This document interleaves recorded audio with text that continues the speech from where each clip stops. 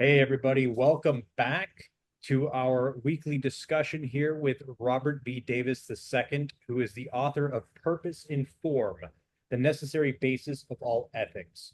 In this episode, which is episode 16, we are going to be going over chapter 15, which is entitled The Problems with Pantheism. Um, and this also starts the third part of the book. And so, Rob, if you could just kind of start us off with, I know that at the end of the last episode, we kind of did a little introduction into part three, but if we could just do a refresher along with kind of an introduction into the chapter. Yeah, sure. So, part three is we've sort of finished the main um, purpose of the book, the main thrust of the book, and then part three is a little bit of a cleanup, you might say. And basically, it's a series of addresses to some maybe more technical, nuanced issues, some ideas that, for the most part, other authors have brought up, and things that people find troubling or tend to or are popular tend to fall into, and just some addresses that I think are necessary to say, let's look at a couple things along the way now that we've sort of described a landscape and set up some basics and hopefully have a trajectory of where we're going, somewhere in the religious territory. Then what are some things that people get into once they're in the religious landscape? And so it's kind of like a mirror image, an inverse of part one, where we looked at the bad mythologies of the modern era, where those are mostly secular, anti-religious mythologies. Now we're in the land of religion, and then there's some ideas, stories, mythologies in that realm that I think we can recognize are um, not what they claim to be, or not helpful, or whatever the case may be. So then this chapter comes out, problems with pantheism, and it really comes about because of another author, Reza Aslan. I haven't really quoted him much in the book to this point, but I've referenced him sort of obliquely a couple times, and the work of his that I read was Zealot. It's a his point of view of sort of like a biography of Jesus.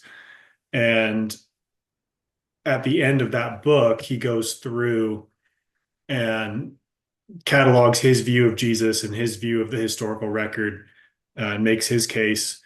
And to be fair, a it's a well written and thoroughly researched book. I don't agree with it ultimately, and as I've gone, I've come to disagree more with it, but it's a respectable work. At the end, he talks about how he believes in God, but he believes in pantheism now.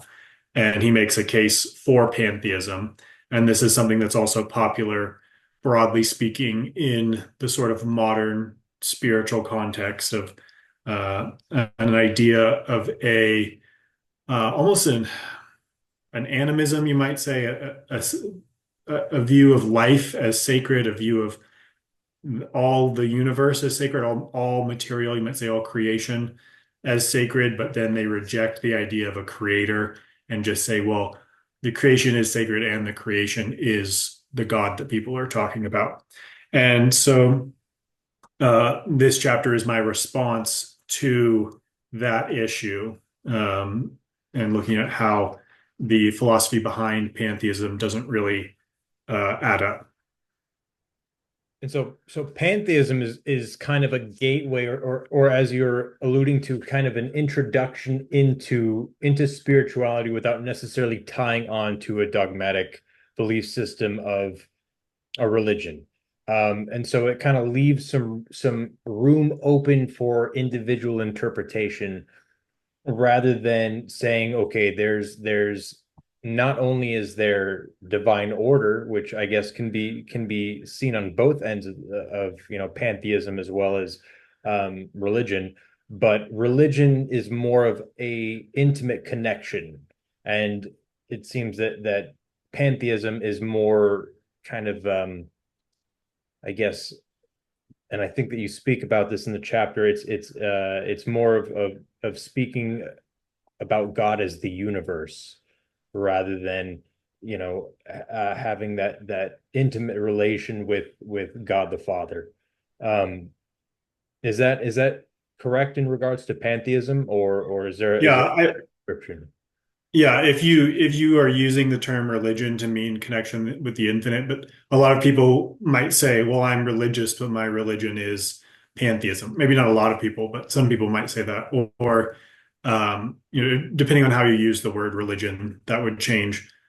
And then pantheism can be sort of like that first step into spirituality, and that can seem like the most natural thing. But I think Aslan himself talked about, it's been a while since I've read his book, but I think he talked about growing up religious and being religious and then being led to pantheism through intellectual pursuits. So it could go on either end. I think um, in the traditional sense of religion where there's like an organized group and you have a community and you do things, um, there's not widespread pantheist communions, so it's more of that level of spirituality and philosophy. And there is, I think, the appeal to it through sort of an intellectual side, but it's also kind of confusing because it's not very, well, it's at least not very, it's not analytically philosophical. They haven't really detailed out, here's how pantheists see the world. There's sort of a lot of people who just sort of like the gist of it and seem to maybe have different understandings of how it works. But overall, I don't think there's a coherent explanation. So it's a little bit of a confusing um, coalition, but all in all, I think it falls into the category of um, vaguely religious and has a modern appeal. And so you say that there isn't necessarily a doctrine that can be attributed to it. What comes to mind, and I'm not really familiar with it, but it seems to kind of follow the same, I guess, ideology to an extent. But I've seen some universalist churches. I wonder if that is somewhat tied to pantheism because they refer to the deity as God as the universe, and there's just kind of all open, welcoming. There's kind of a loose doctrine of some sort, but it's more just a gathering of people, and I guess I don't really know a whole lot about it, but just from what I've seen on the outside. And then also in the chapter, you say that there's somewhat of an allure to pantheism by intellectuals. Why is that? Well, Universalist Church, on that first point, there could be more, different kinds, but in general, Universalist churches essentially started out being from Christians who believed that everybody will be saved. They don't believe in hell. They believe everybody will be saved no matter what.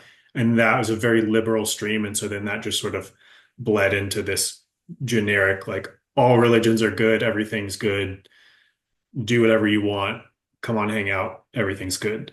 So down the line, just this is just for people who are, somewhat religiously versed and would be like, well, that's not technically what a universalist church is. But at this point, universalist churches could have just, who knows exactly what they're doing in each one, and very well could be a lot of pantheism going on there.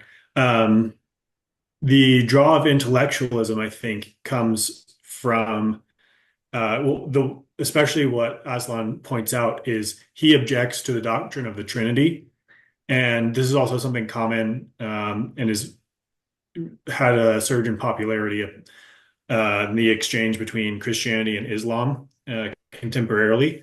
So there's an intellectual objection to the Trinity. It says it's not logical, it doesn't make sense. How can you have a God who is one and three? Um, and this goes back and forth. And I don't,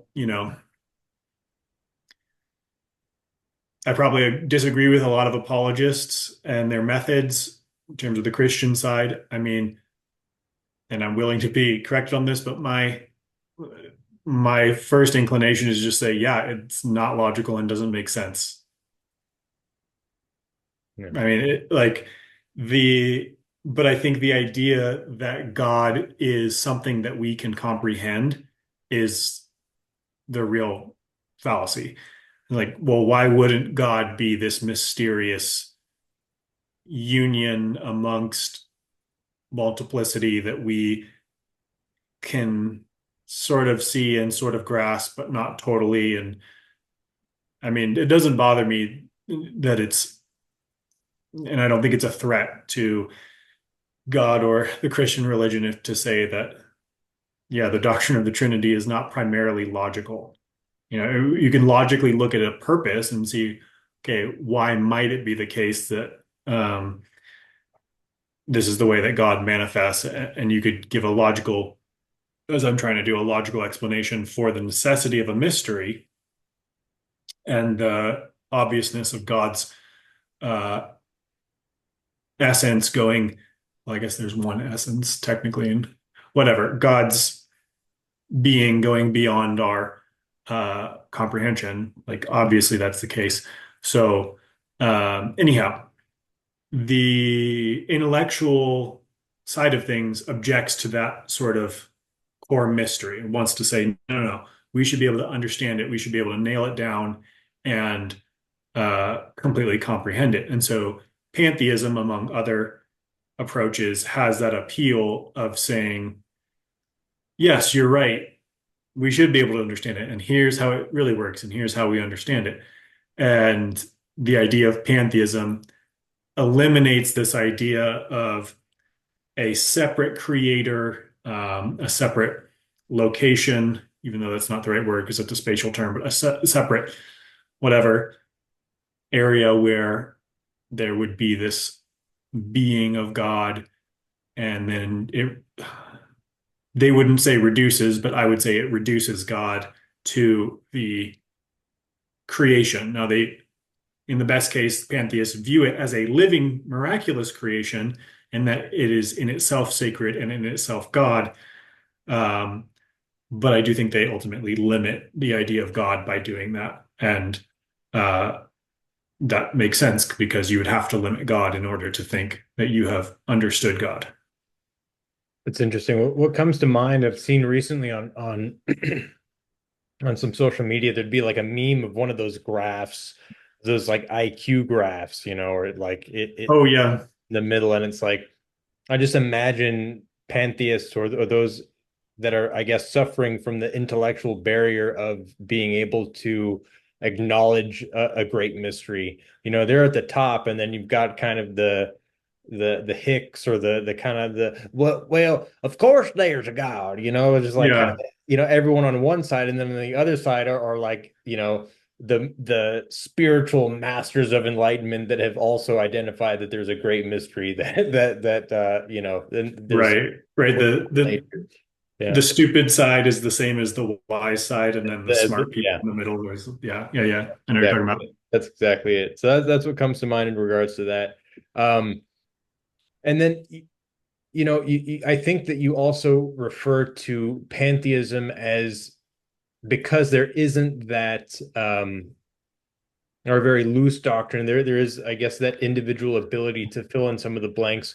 A lot of people refer to God then as the universe, or I believe that you were also kind of referencing a little earlier in the conversation, um, almost a worshiping of the earth of Gaia. Could you kind of touch into that as to why that seems to be so um, alluring for people these days to just to want to refer to God as being the universe? Well, I think honestly, the reason why it's so alluring is because uh, Christianity is uncool. I Hmm. mean, I think I think we can't underestimate the level of just rebellion for rebellion's sake that's going on here, where people just, it can't be our tradition. It has to be anything but what people have already figured out. It has to be new. We have to come up with it. Those people of the past were stupid and brainwashed and whatever else. And they can't have possibly got the majority of things right. So, they might have gotten some things right, but we need to really edit it and completely reformulate it from our superior understanding. So I really think that's the main thrust as to why are pantheism and so many other alternative doctrines attractive. Um, so the idea of Gaia we talked about, and I think it's an analog for understanding pantheism, where uh, just like people have I think it's the same hang up with that Aslan talks about, where like for some reason, like we're willing to recognize that life is miraculous and wonderful and sacred and all that sort of stuff, but the idea of this separate being floating off somewhere who created this is very I don't know, it's just a step too far. And I have some sympathy with that.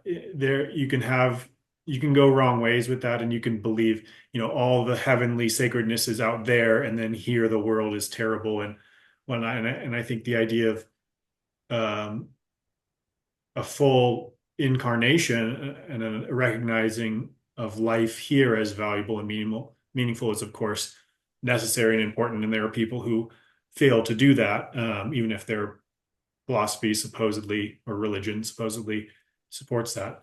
So anyhow, I think that might be part of it, is just this idea of, you know, reject every notion of the big guy floating in the sky. And so then there's this idea, well, none of that, but somehow life is still sacred. And I think you see this in the modern um, environmentalist movement, where the earth is sacred, and then you know there are people who legitimately believe that the earth is a goddess, that the earth is Gaia, that the earth is our goddess mother, and that we are mistreating her, and she has a will, and we are just little epiphenomena that are sort of bugging her. And I think this works for multiple ways. If you just sort of take that view of the earth and expand it to the universe, this is the view of mainline or general pantheism, where the whole universe is God's body. He's every part of it. But there's not this fractal level where we're the image of God, where we have the full incarnation of God, and then maybe that exists at higher levels as well, all the way up to the infinite. So, but it's more of the idea of Gaia, where there's this sacred being out there, and we're kind of on the outs, and we screw things up and are stupid, and don't really have a good relationship. And she's just sort of putting up with us for a while, but is getting tired of it. I think pantheism sort of lends itself to the same thing, where the universe is great, the universe is sacred, and we're kind of messing it up. And there's no real reason to believe that we have any sort of sway or particularly privileged position. We're just one of the many beings that are here. Um, and so I think as a reaction to Christianity, that becomes appealing. It's not, I don't think that appealing, honestly, in itself. But does seem to be sort of a human universal, sort of a natural inclination to fall into, because it is similar to many aspects of animism and paganism that existed long throughout our history. Um, so because pantheism seems to be somewhat unstructured in its lack of doctrine, um, and there's kind of that connection with the environmentalist movement. I mean, you can see the rational kind of movement behind it. Okay, so if you're an environmentalist, naturally you want to protect the earth. And so then now you kind of form a pseudo religion with giving the earth kind of somewhat of a sentience, and you want to protect it. Now, is that somewhat maybe of a gateway into a level of paganism.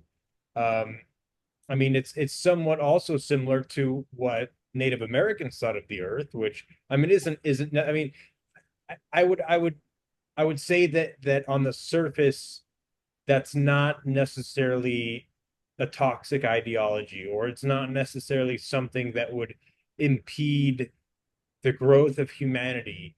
But I think at the same time, because there's that lack of doctrine within pantheism, it also leaves the door open for either straight nihilism or like a pseudo nihilism as well. So I think that you're somewhat on the precipice of potentially going into the ways of paganism, and then next thing you know, you're doing you're doing crazy rituals and spells and stuff, and in the forest at midnight. And then on the other side, you have nihilism, and you're just hating everything because there's no meaning. Um, so I'd like your point on that, and then also in the same sentence or the same kind of segue here, um, is there a level of sentience that pantheism then provides the universe or Earth, rather than just viewing it as this kind of objective, sacred uh, thing, or I guess spiritual wrapping that we're all in? Does does pantheism also leave the door open to saying that, okay, God is sentient, it's a sentient, entity that isn't just not it's not just saying, okay, well, if you're doing bad, I'm going to help you just as well as if you're doing good, I'm going to help you. As long as you ask, I'm going to help and provide whatever it is that you need. Remind me of the first part again. The first part was talking about guy like pantheism leading into potentially Right, right. paganism due to worshiping Gaia, and then also it being the a potential gateway into nihilism. Yeah, yeah. I mean, I think it is. I think many people who call themselves pantheists would be very comfortable with saying that they are New Age pagan or interested in pagan ideas or whatever the case may be. And I do think, uh, I mean, I think the Native Americans were pagan, and I think that that is a destructive ideology because it's not true. Now, I think what you're pointing to is, well, just honoring life and being respectful to the earth, of course, as a general principle, is fine. I mean, that's in Christianity. We have to be good stewards of the earth, and we're here. This is God's creation. It's not a aberration. It's not a junkyard that we've been tossed into. It's supposed to be um, something that we care for and marvel at and appreciate. So yes, of course, generally respecting the creation and treating all life as sacred is not a bad thing. The issue is, I think the core issue to all these points is the fact there's a confusion of what role humans have, and the Native American flavor of it. And really, when we talk about this, we're sort of talking about the broad stereotype, mostly that we understand through like Disney movies, not actual like Native American mythology, which is super varied and weird and not cohesive. And so, anyhow, that's a whole separate discussion. But the idea that of Gaia, the idea that Earth Mother is, our goddess and overseer, is the idea that we are subordinate, that we are not imagers of God. We're not here as stewards of the creation. We are here as um, serfs, essentially. Because a steward is someone who takes over the king's position while the king is away. So the idea of a steward is you are in charge, and that's in Christianity. And I provide a secular biological point, an argument earlier in the book in part two, where I point out no matter what, we just by the nature of our consciousness, we are in control of what happens in the world. Even if we decide to take no intervention, the world only ends up what being what it is because we decided to take no intervention and then acted on that decision. Our consciousness is superior to the world. So we do have the position of um, steward, of dictator if we choose to take it that route. But we are in charge. So the idea that there's this spirit that is not the universal God and is this other caretaker of the world, that actually is and it's a pagan idea. It's a demonic idea. It's an idea that we are subservient to spirits. And the idea of Christianity, which you can definitely call vain, you can definitely call arrogant, but at least the claim is that um, we are going to judge the angels. We are in the position of authority, regardless of the fact that there's the fall. The fall creates complications to that, but that's still the reality. So, yeah, that's a crazy claim, many would say, but there's a lot of technical arguments that can be had about it, but I think it's actually describes reality. So, anyhow, yes, you would fall into paganism if you're taking that view of we're just this epiphenomena. And then that gets back to the idea of how do we relate to the infinite? If we are just these little weird growths that, yes, participate in sacred life, but we are just one among the many participants and we are as important as ants or whatever, then that's going to lead you down a certain path. And that's one of the many paths of paganism. On the other hand, I think just sort of hand in hand with the intellectual appeal comes the modern intellectual baggage of um, nihilism. But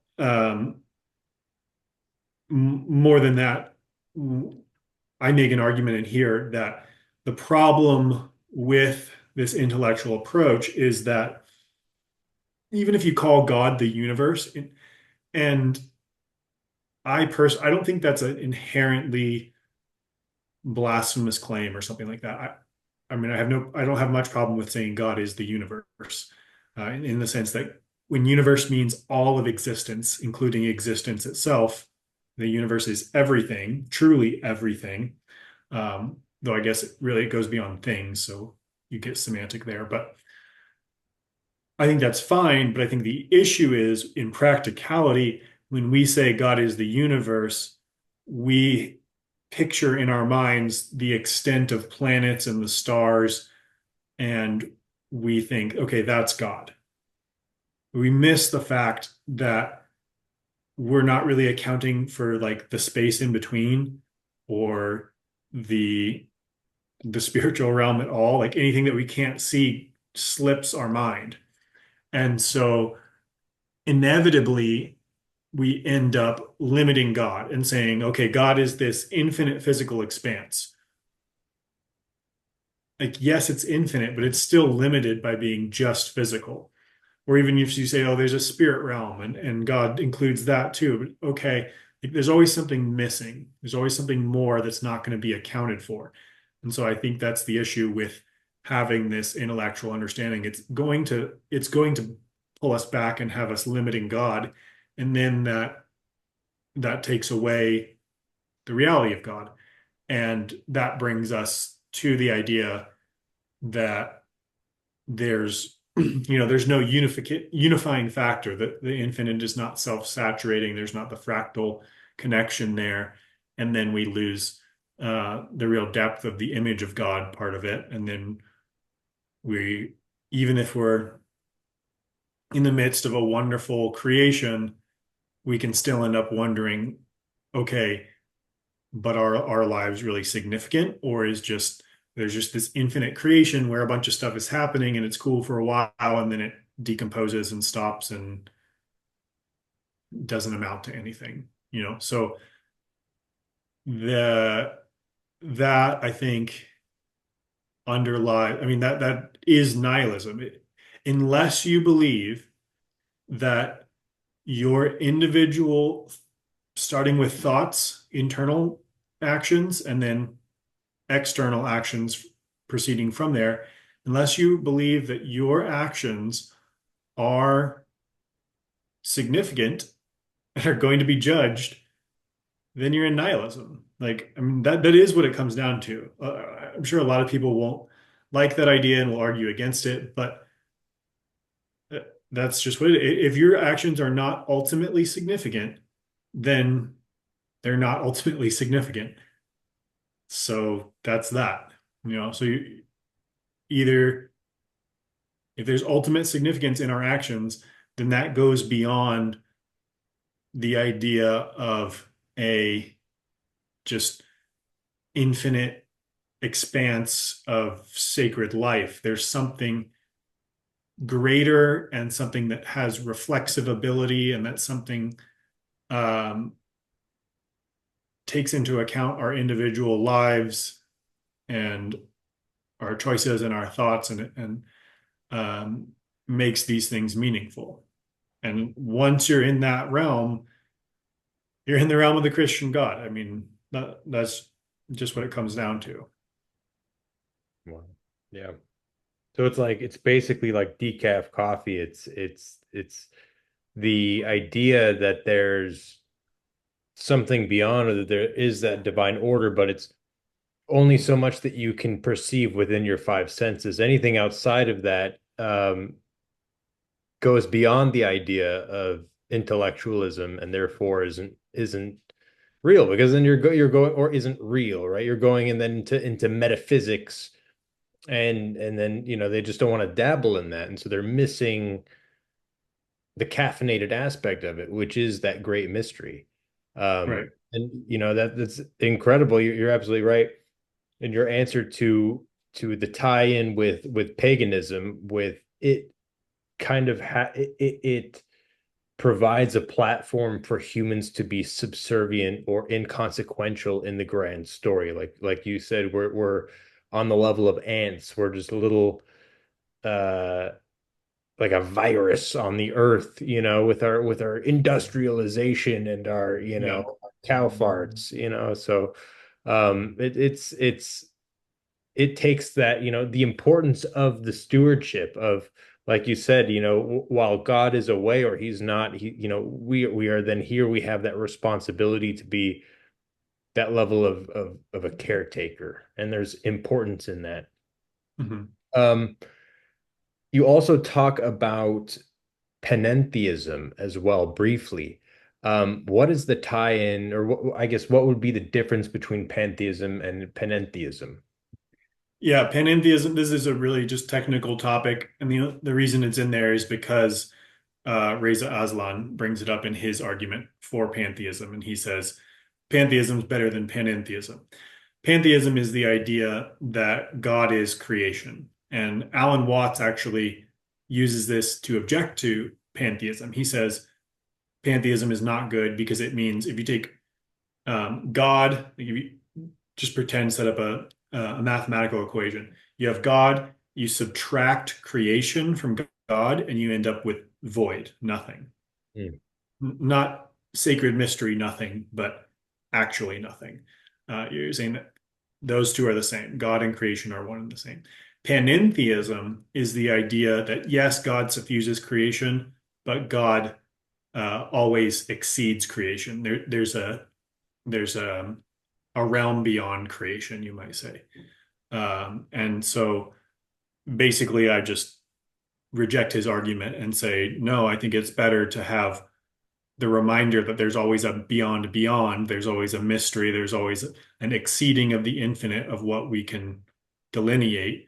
I think that is necessary. So, um, but panentheism is not a super important concept in itself because I don't think it offers anything. Um, I mean, it's not well known. It doesn't offer anything of benefit that's different than traditional monotheist religions. So it's just kind of a technical point of address since he brought it up. All right. If I may, I'd like to read bottom of page 310. Really good quote here from you.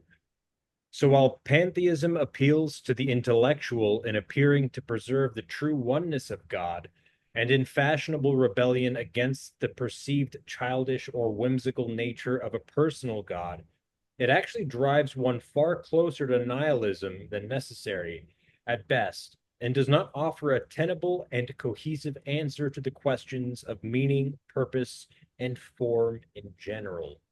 And then towards the top of 311, you say the scripture and wisdom which declares God one and indivisible above all should not crudely and literally be interpreted as denying God's presence within creation.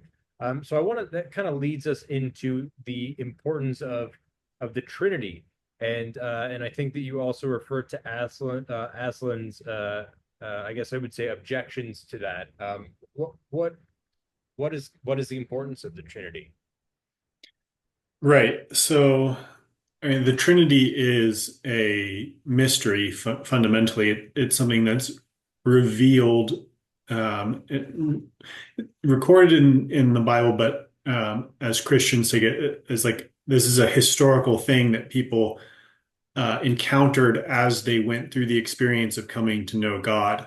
They knew of God as the creator in sort of a what seemed immaterial and bodiless sense. And then they eventually met God as a person. And then there was a universal spirit, you might say, that came into play. So the this idea was sort of developed after discovery, that sort of nailed it down intellectually after experiencing the reality. So, but it does describe a mystery. And that's sort of the inverse of people being like, no, no, no, God is one and infinite. That's all good. But then he obviously can't be a trinity. So, I mean, I think the issue with that is just saying, well, if he's infinite, like, why can't he be something that's confusing or mysterious? Why wouldn't he be something that's confusing or mysterious? Why would he be something essentially simple that we can delineate and comprehend? So I think that the idea of the Trinity and the meditation on the Trinity, which is some slightly different than talking about the Trinity itself, but thinking about the Trinity can keep us out of our idea of God becoming stagnant and fixed and thinking that we comprehend God.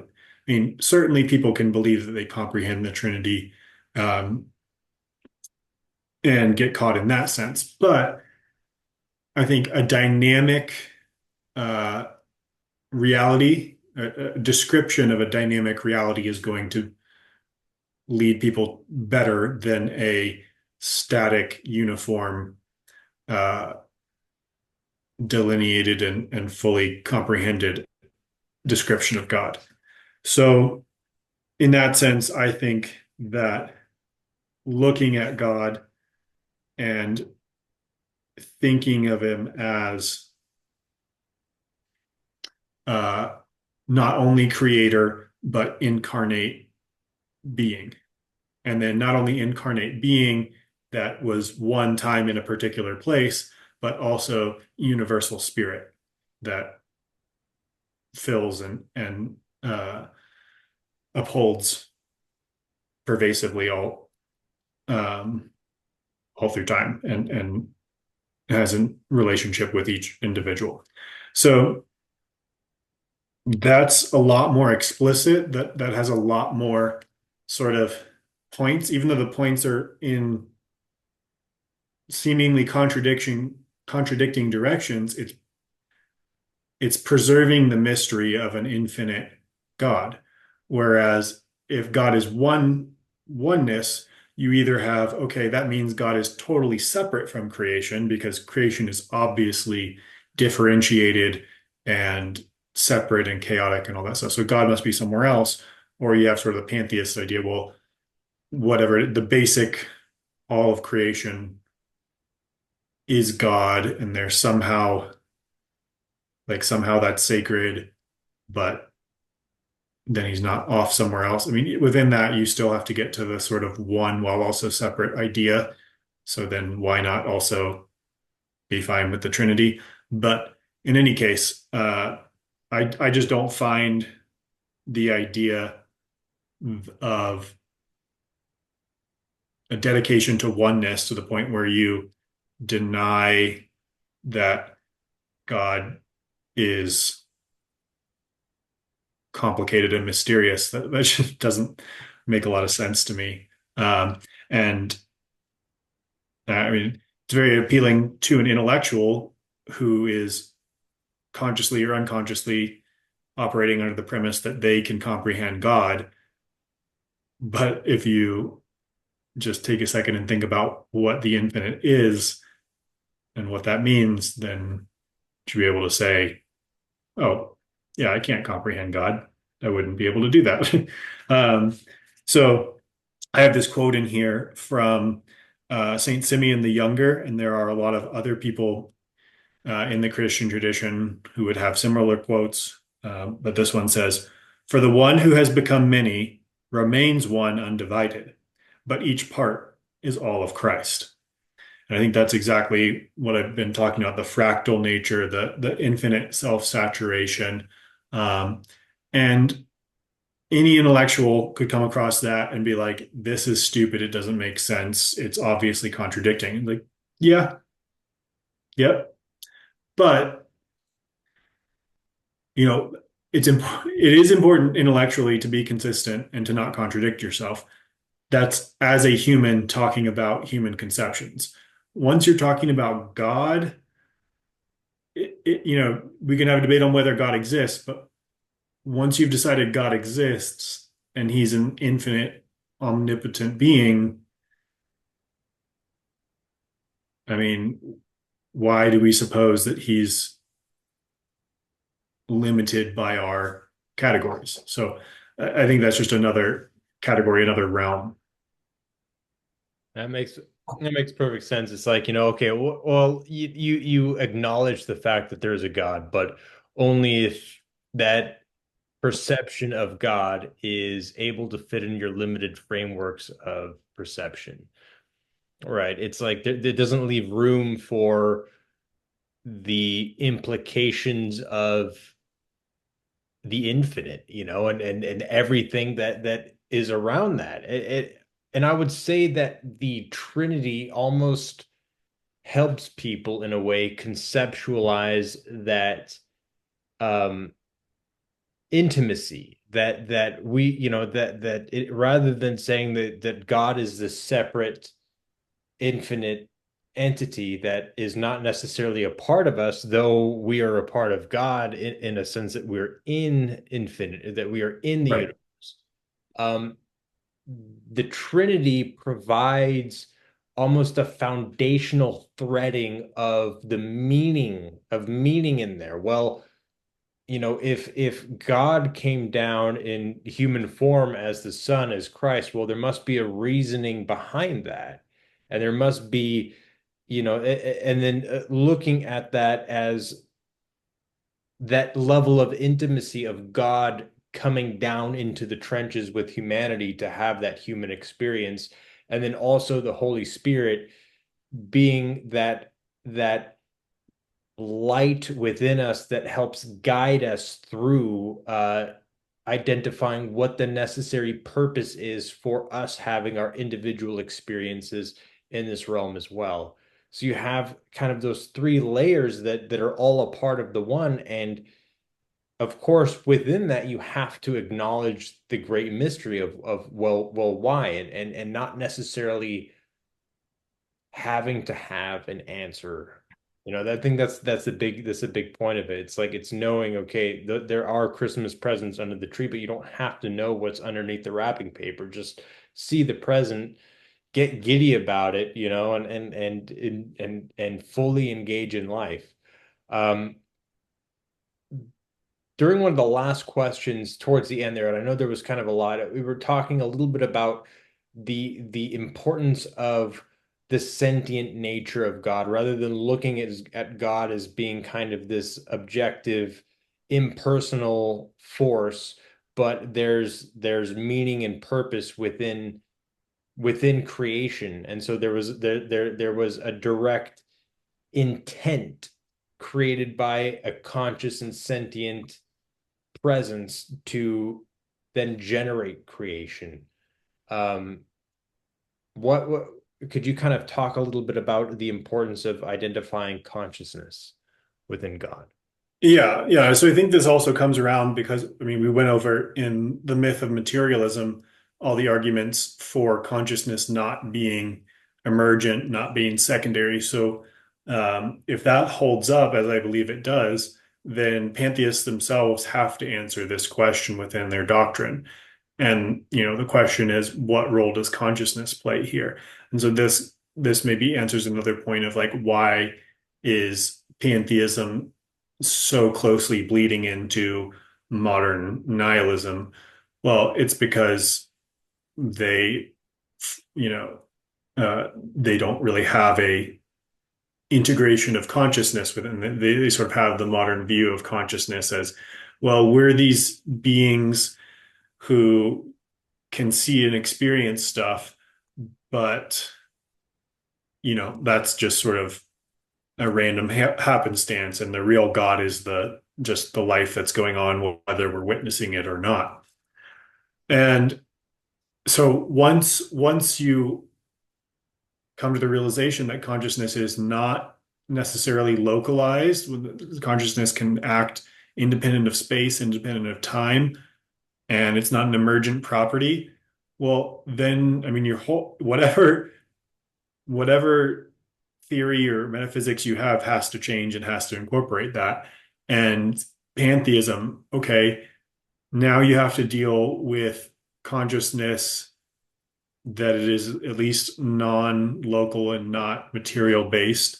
So then what is it and how does it play in? And that clearly pushes you in the direction of the potential for God, even if he's this giant complex amalgamation of all creation, God being conscious as well.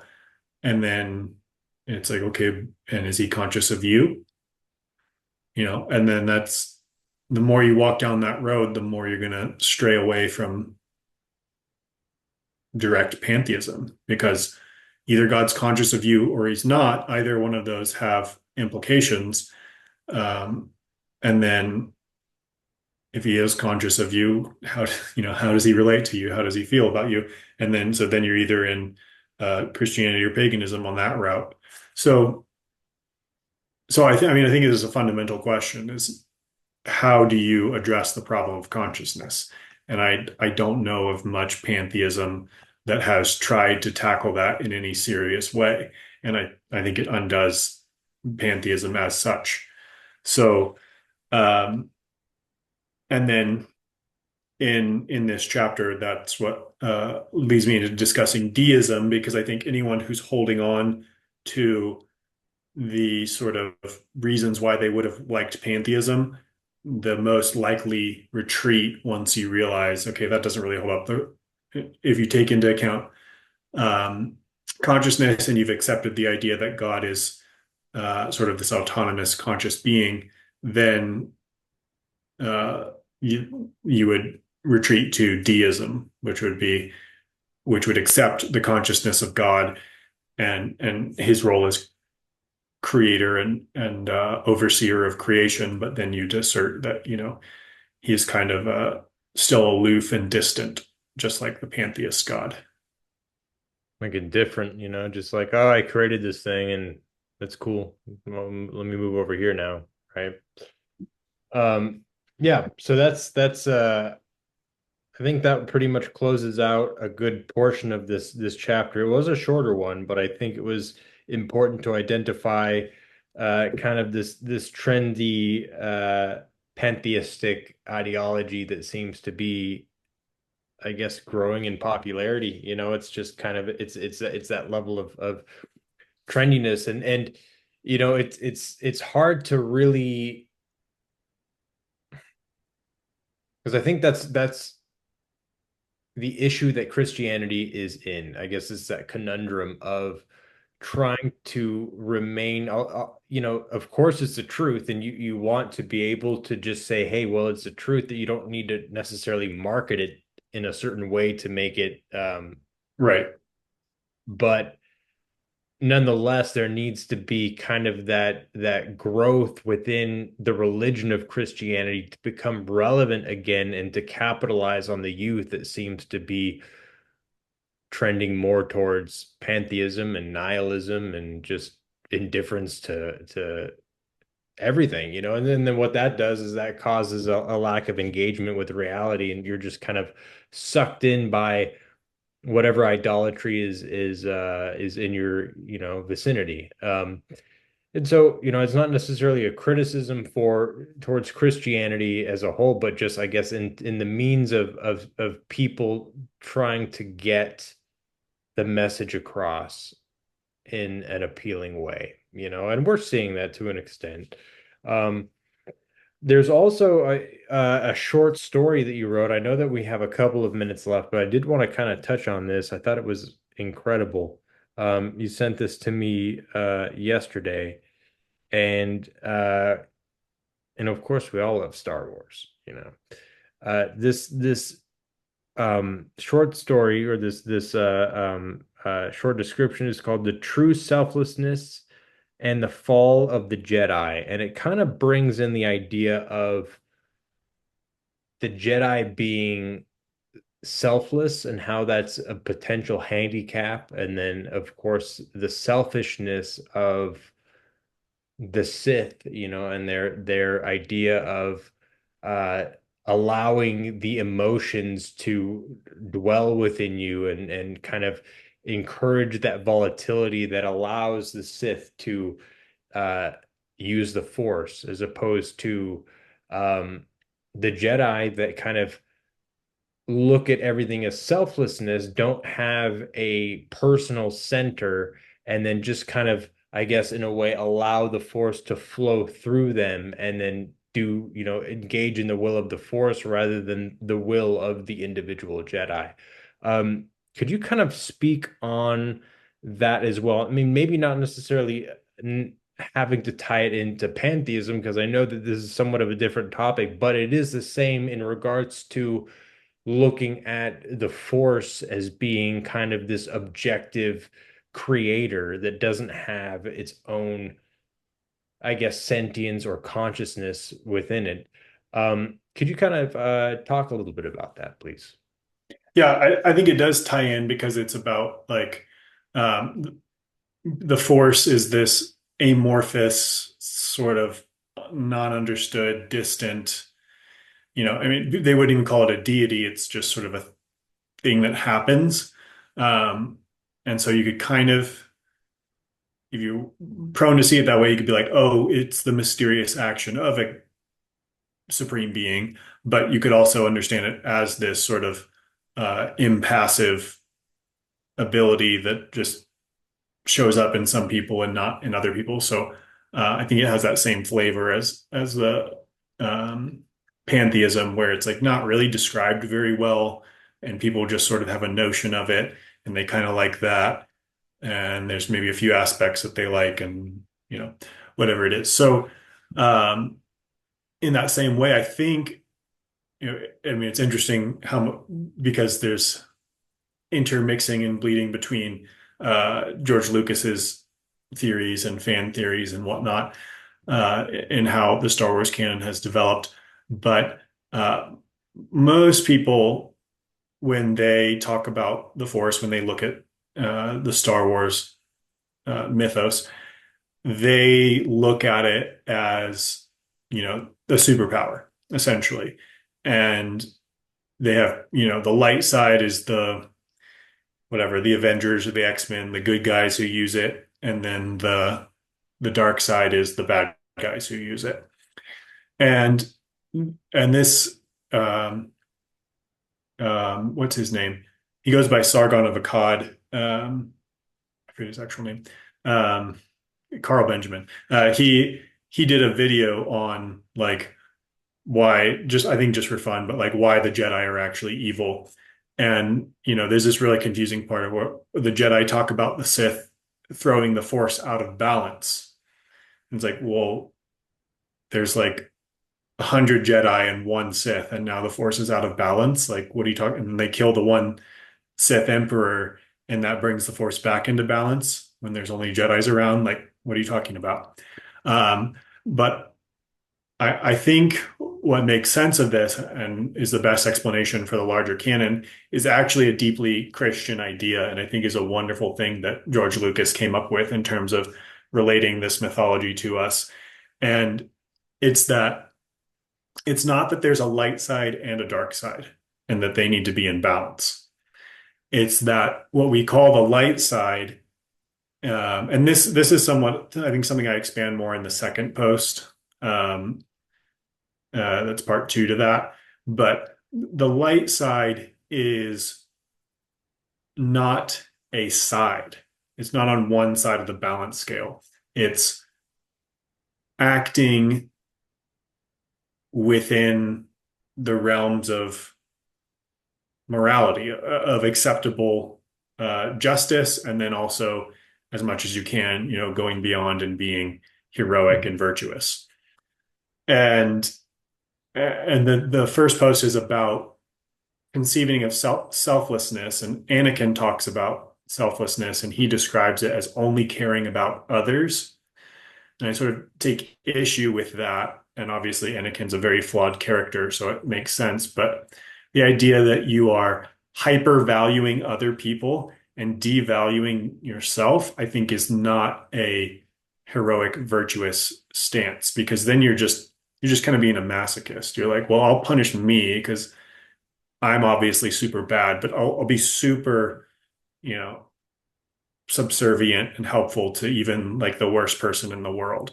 And that's not to say, grade people on their merits and treat them accordingly. It's to say, even if you're the worst person in the world, just like you would serve them, have that value too. So I think it's just a tweak to selflessness that we need to understand. It's um, and so anyhow, the light side is about acting in that beneficent way, because the force itself, even though this is sort of unstated, unspoken officially in the canon, but the force itself is good, is goodness, is the will of goodness. And so when people act within that, they are not unbalancing it. They are doing the force's will. And so it's not unbalanced. The force is naturally balanced, naturally uh, overflowing and generous and just. And people participating in that doesn't in any way cause a problem. The only time a problem in an unbalanced is caused is not just when people do things of their own volition, because you can do things of your own volition that are good. But the problem is when people take their connection to the force and use it for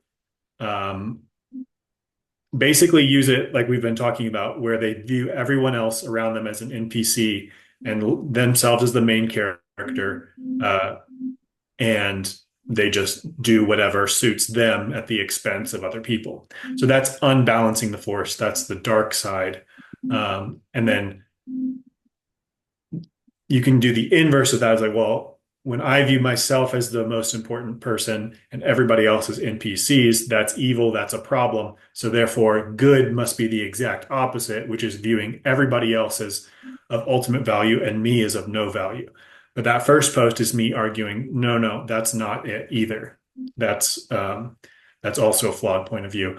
The true selflessness is not devaluing yourself, but well, it's a little bit of a technical read, but you can read it there. But essentially, no one having a self. You can't value other people and claim that you don't recognize them as selves, because they're out there valued as selves. So you must be seeing selves. It's about seeing everybody as an equal manifestation of a no self, you might say. It takes a little bit of a Buddhist lens there. So anyhow, That is, I think, the better understanding of Star Wars canon, and it is very Christian. It's where the the actions of people for the good are not unbalancing. They are part of the sacred action of the Force, um, which has a good bent to it, a naturally good bent to it. And so that's the light side. The light side is the natural, balanced, full description of the Force. And the dark side is a twisting and abuse of that. Not these are not two opposite ends that are need to be equally balanced. One is fine as you can have as many good people doing good things as you want, but if you have one person exploiting the system and abusing other people, that's out of balance. That's causing a problem. Right. That's not, yeah. That's yeah. So we're gonna have to go to that second part then at the end of next week's chapter, which I also think is a fairly short one. I think so. Let's see. That would be on what is meant by certainty and other epistemological issues. Yep. Yeah, that's another fairly short chapter. So, why don't then at the end of next chapter we'll go into part two and we'll just kind of uh we'll combine them together. I think Sounds that good. okay. Excellent. All right, everybody. So this has been a discussion going through Robert B. Davis II's the book Purpose and Form, the necessary basis of all ethics. This was our walkthrough of chapter 15, the problems with pantheism. Um, if you'd like to order your copy of the book, you can get it one of two ways. You can either go to Amazon.com and go into the search bar, put in Purpose in Form, and then also add in Robert's name, Robert B. Davis II, in there as well. Otherwise, unfortunately, the book will not pop up.